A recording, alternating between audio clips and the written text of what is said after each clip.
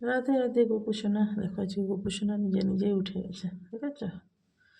কতটা দুষ্টু হয়ে গেছে দেখে না তোমরা। গোপুসোনাকে আমি বসিয়ে দিলাম, ওকে স্নান করাবো।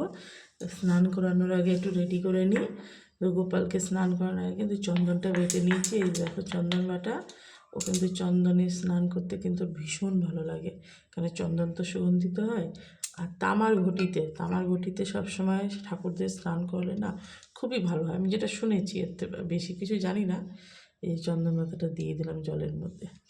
এবার এই জলের মধ্যে কিন্তু তুলসী পাতা ফুল দিয়ে একটু জলটাকে সাজিয়ে নেব। দেখো ফুলগুলো কুচিয়ে নিয়েছি, গাঁদা ফুল আর তুলসী পাতাও দিয়ে দিয়েছি।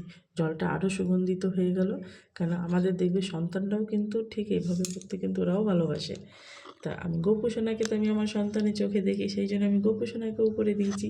তোমরাও কিন্তু এরকম করো। এবার যেহেতু আজকে শীতকাল, ঠান্ডা পড়ে গেছে, এবার গোপুসোনাকে তেল মাখিয়ে সুন্দর করে স্নান করে সুন্দর বস্ত্র পরাবো।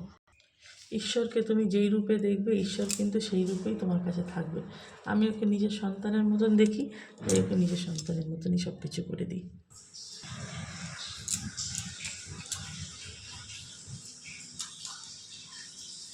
এইভাবে করলেও কিন্তু খুব খুশি হয়। স্নানের জায়গায় ওকে নিয়ে আসলাম,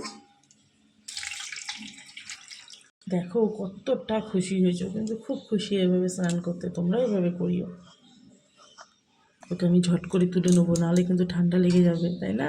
এই দেখো আমার গোপুসোনা রেডি হয়ে গেছে। কেমন হয়েছে অবশ্যই তোমরা কমেন্ট করে জানিও। রাধে রাধে সবাইকে।